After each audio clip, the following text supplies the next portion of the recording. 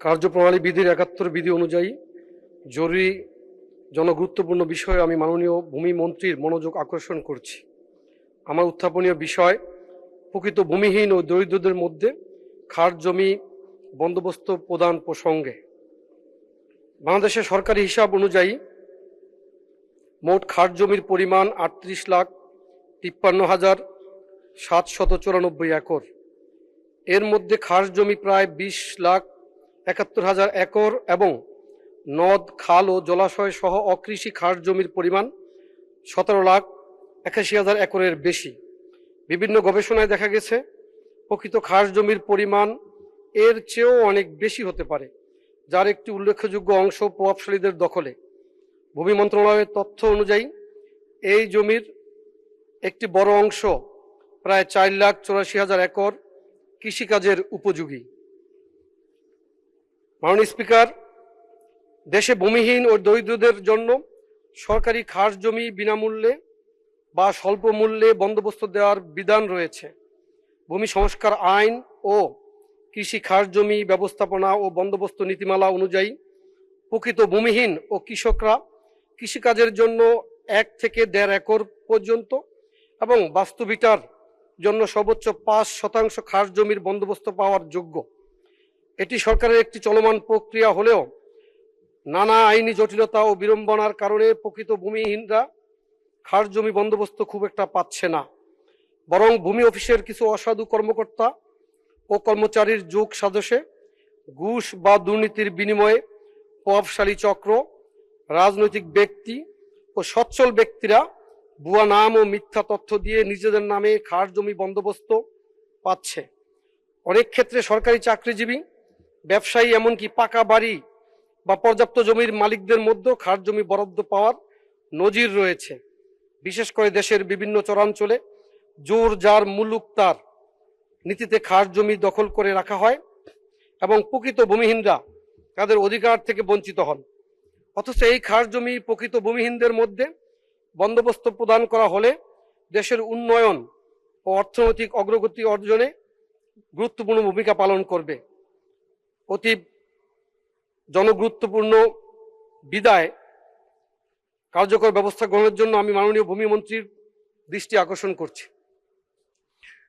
মাননীয় ভূমিমন্ত্রী মিজানুর রহমান মেনু।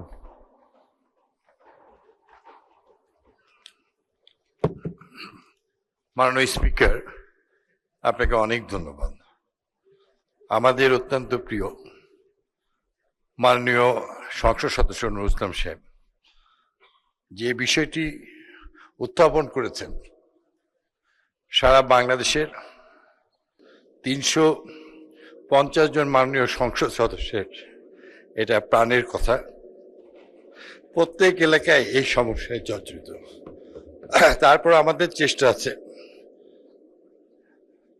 বাংলাদেশের অবৈধ দখলকৃত খাস জমি সংশ্লিষ্ট জেলা প্রশাসকের মাধ্যমে চিহ্নিত করা হয়।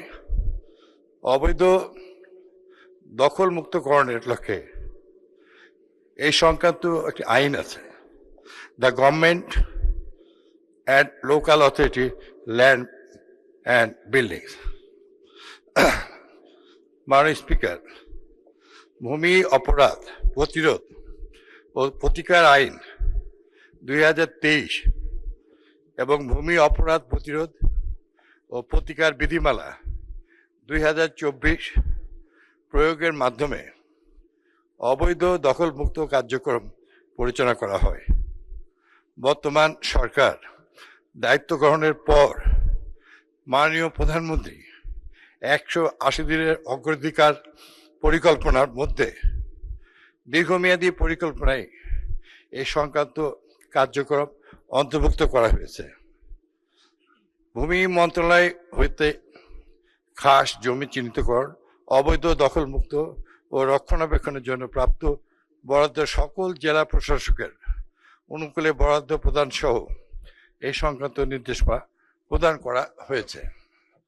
মাননীয় স্পিকার, কৃষি খাস জমি বন্দোবস্ত প্রদান একটি চলমান প্রক্রিয়া।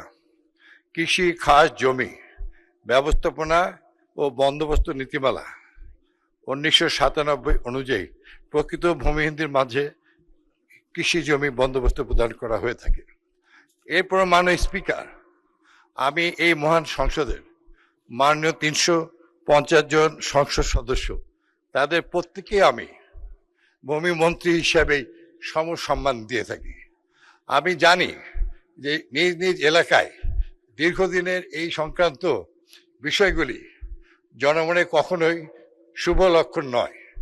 সেই জন্য কার্যকরী নিজেদের এলাকায় বিচরণ করে অফিসগুলি তদারকি করে কার্যকরী পদক্ষেপ নেওয়ার জন্য ভূমি মন্ত্রণালয়কে লিখলে আমরা ইতিমধ্যে আইন অনুযায়ী অনেক ব্যবস্থা নিয়েছি। সামনের দিনে সরকারের স্বচ্ছতা সুনির্দিষ্ট করার জন্য আমরা সকল ব্যবস্থা গ্রহণ করব।